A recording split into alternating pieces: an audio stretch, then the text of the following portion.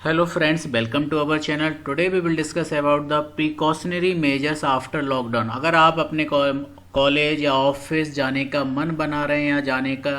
कि ज़रूरी है आपको, तो ये वीडियो देखना ना भूलें, क्योंकि इसमें बहुत सारे ऐसे चीज़ें हैं, हम आपको बहुत यूज़फुल चीज़ें बताने वाले हैं जो आपको फॉलो करना चाहिए। अगर आप एक कंपनी ओनर हैं, ऑर्गेनाइजेशन या कोई भी इंस्टीट्यूट ओनर्स हैं, तो आपको ये सारी चीज़ों का ध्यान रखना चाहिए। तो मेरे ये सजेशंस हैं, गाइडेंस हैं कि आप इसको बहुत केयरफुली देखें और अपने प्रेमाइसिस में इम्प्लीमेंट करने के लिए ज़रूर सोचें, क्योंकि आफ्टर लॉन्ग सभी की हेल्थ आपके लिए डिपेंड करेगी कि आप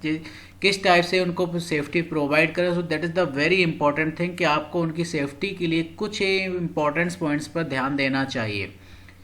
तो चलिए स्टार्ट करते हैं। अगर आपने अभी तक हमारे चैनल को सब्सक्राइब नहीं किया है तो आप सब्सक्राइब कर लें, क्योंकि हम ऐसे ही यूजफुल वीडियो आपके लिए लेके आते रहेंगे। तो पहला है कि to protect of all of us from COVID. तो जैसा कि सभी लोग वो मालूम है, कोविड-19 की सिचुएशन से हम सभी लोग डे टू डे बहुत फेमिलियर हो चुके, बहुत सारे प्रिकॉशनरी मेजर्स हमको मालूम है। तो एक एज ए ओवरव्यू हम आपको दे रहे हैं कि अगर आप कोई ऑर्गेनाइजेशन रन कर रहे हैं तो आपको सबसे पहले रीओपन करने के लिए, अगर आप मन बना रहे हैं कि आप रीओपन करना चाहिए, तो सबसे पहले आपको अपनी बिल्डिंग और एंट्रेंस सैनिटाइजेशन, इन सभी चीज़ों के रिगार्डिंग बात कर रहे हैं हम। तो sanitization is the first important. फिर मेंटेन द रिकॉर्ड। अगर आपके कोई एम्प्लॉय बाहर हुई तो ड्यूरिंग द कोविड सिचुएशन वो व्यक्ति कहाँ रहा है, उसकी पूरी इन्फॉर्मेशन आपको एक एज ए रिकॉर्ड बनाना चाहिए। Next one is the proper social distancing के रिगार्डिंग आपको सारी एक कमेटी एक फॉर्म करना चाहिए, और डिफरेंट डिफरेंट एस्पेक्ट्स पर आप एक सभी के लिए एक अलग अलग कमेटी बना सकते हैं जो इन सभी चीज़ों को लुक आफ्टर करेगी। मेडिकल इक्विपमेंट्स होना चाहिए कि एट द एंट्री गेट आपके पास मेडिकल इक्विपमेंट होना चाहिए, जो हर एक स्टूडेंट हो या फैकल्टी हो या कोई भी एक स्टाफ हो या कोई भी मेंबर्स हो, एम्प्लॉय हो, आपको सभी की एक हेल्थ चेकिंग आप एट द एंट्री गेट पर आप अपने गार्ड पर एक डॉक्टर को भी वहाँ बैठा सकते हैं और साथ में चेकिंग कर सकते हैं कि किसी को कोई प्रॉब्लम तो नहीं है। तो एज ए बहुत सारी मार्केट्स में अवेलेबल है थर्मोमीटर्स वगैरह, तो वायरस सिम्टम्स बहुत सारी चीज़ें हम एट द एंड गेट पर ही अगर हम चेक कर लें तो ये ज़्यादा बेटर रहेगा।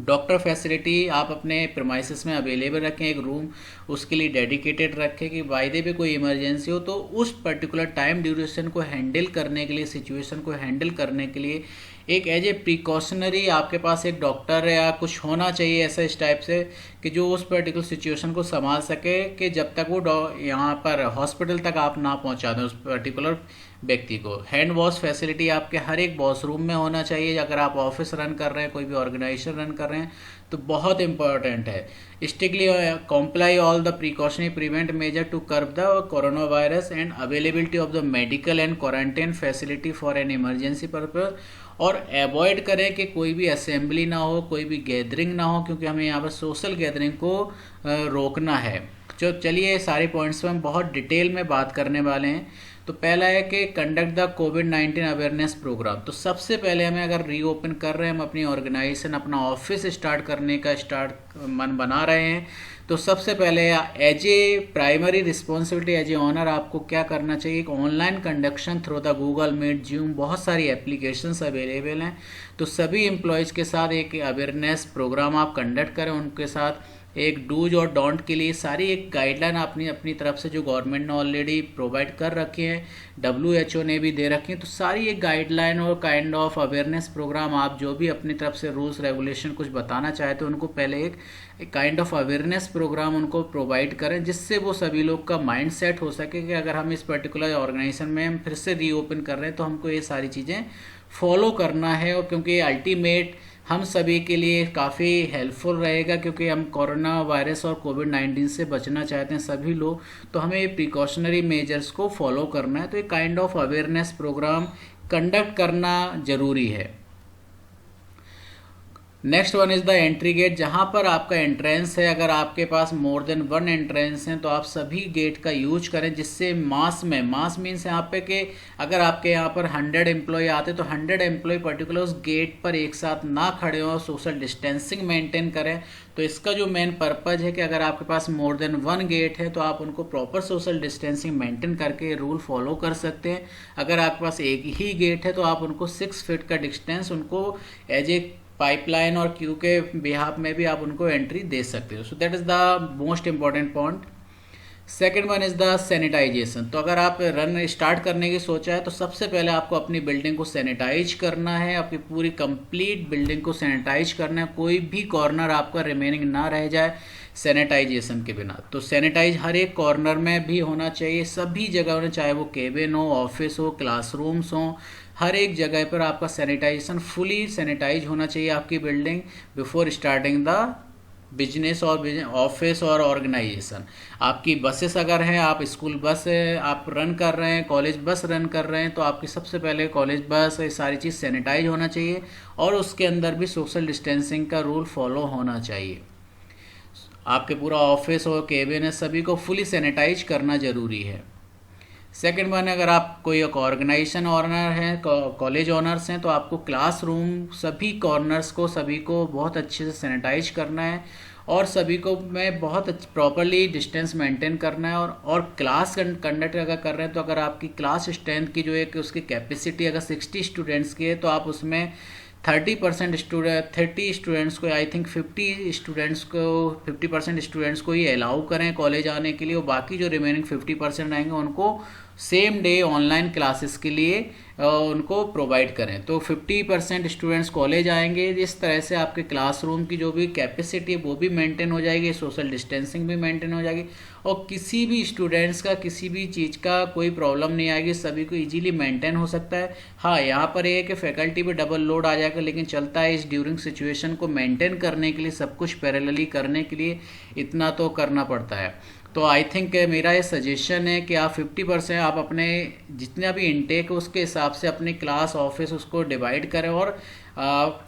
अल्टरनेट डेज में इस टाइप से एम्प्लॉयज़ को भी बुलाएं, जिससे भी 15 डेज वे वाले इतने एम्प्लॉय आएंगे, देन उसके बाद नेक्स्ट 15 डेज आएंगे, बाकी सभी को वर्क फ्रॉम होम के लिए एक कर सकते हैं। तो एज पर योर चॉइस आप अपने हिसाब से इस टाइप का सेटल डाउन कर सकते हैं कि कैसी सिचुएशन है और आप कैसा काम करवाना चाहते हैं। तो सोशल डिस्टेंसिंग मेंटेन करना यहाँ पर बहुत कंपलसरी है। 6 फीट जो गवर्नमेंट के थ्रू और WHO के थ्रू प्रोवाइड की गई है सारी गाइडलाइंस को हमको फॉलो करना है during the class, during the promises. Next one is the, अगर हम ऑनलाइन क्लासेस की हम बात कर रहे हैं तो कि जितने भी रिमेनिंग स्टूडेंट्स कॉलेज नहीं आ रहे हैं 15 डेज के लिए, तो उनका कोई लॉस ना हो, तो हमारे प्रीमाइसिस में एक ऐसा एक कॉन्फ्रेंस रूम की फैसिलिटी अवेलेबल होना चाहिए, ऑडियो विजुअल रूम होना चाहिए, जहाँ पर हम यहाँ से सारे जो भी मीटिंग्स हैं वो भी कंडक्ट कर सकें और प्रॉपरली क्लास इंगेज भी कर सकें, सारी चीज़ मेंटेन कर सकें। So for that we require a kind of conference room और वेबिनार कंडक्ट करने के लिए कॉन्फ्रेंस फैसिलिटी रूम होना चाहिए। मेंटेन द सोशल डिस्टेंस है प्रीमाइसिस के अंदर, सभी जगह हमारे पास यहाँ पर सोशल डिस्टेंस मेंटेन करने के लिए बहुत सारे 6 फीट का हमें गाइडलाइन फॉलो करना चाहिए और इसके ऊपर एक सुपरवाइजिंग एक कमेटी का भी फॉर्म होना चाहिए जो इन सारी एक्टिविटीज़ को ऑब्जर्व करे और कि कोई अगर गलत कर रहा है तो उसको रोके और इस सब चीज़ों को करने प्रॉपरली स्मूथली फंक्शनिंग के लिए हमें एक कमेटी भी बनानी पड़ेगी। Avoid the conduct physical activity, तो फिजिकल एक्टिविटी जो नॉर्मल डेज में हम बाकी टाइम पर कंडक्ट करें, सपोज स्पोर्ट एक्टिविटी जहाँ पर सोशल गैदरिंग होती है, सेमिनार्स होते हैं, वर्कशॉप होते हैं फिजिकल लेवल पर, तो जहाँ पर हमें यहाँ अवॉइड करना है कि फिजिकल गैदरिंग नहीं होना चाहिए, सोशल डिस्टेंसिंग मेंटेन करना है, तो हमें ऐसी एक्टिविटीज़ को कंडक्ट नहीं करना है जो जिससे हमारी सोशल गैदरिंग और सोशल डिस्टेंस मेंटेन ना हो पाए। ऑनलाइन कंडक्शन आप कर सकते हैं, form a committee to follow the rules, तो इन सभी से चीज़ों को देखने के लिए और लुक आफ्टर करने के लिए कुछ कमेटीज़ को फॉर्म करना पड़ेगा जो रेगुलर बेसिस पर, डेली बेसिस पर ये सारी चीज़ को फॉलो करें और कहीं कोई गलत कर रहा है तो उसको आप मना करें। और डूज एंड डोंट के फ्लैग्स भी आपको लगाने पड़ेंगे अपनी प्रीमाइसिस के अंदर, अपने ऑफिस के अंदर, कि क्या काम आप, क्या चीज़ें आपको करनी है, क्या क्या चीज़ रूल्स फॉलो करना है, क्या क्या चीज़ नहीं करना है। तो WHO की तरफ से और गवर्नमेंट की तरफ से बहुत सारे डूज एंड डोंट्स के बहुत सारे रूल्स एंड रेगुलेशन, बहुत सारे पॉइंट्स बता रखे हैं, तो आप उनको ऑफिस में एज ए फ्लैक्स और एज ए बैनर के फॉर्म में आप वहाँ पर पेस्ट करा सकते हैं कि जिससे सभी लोग इन सभी चीज़ों से अवेयर रहें और वो ऐसा कोई काम ना करें जिससे हमारा कोविड-19 को स्प्रेड होने में उसको मदद मिले, क्योंकि एट द एंड हमारे हम सभी की प्रोटेक्शन करना ही हमारा अल्टीमेट पर्पज़ भी है।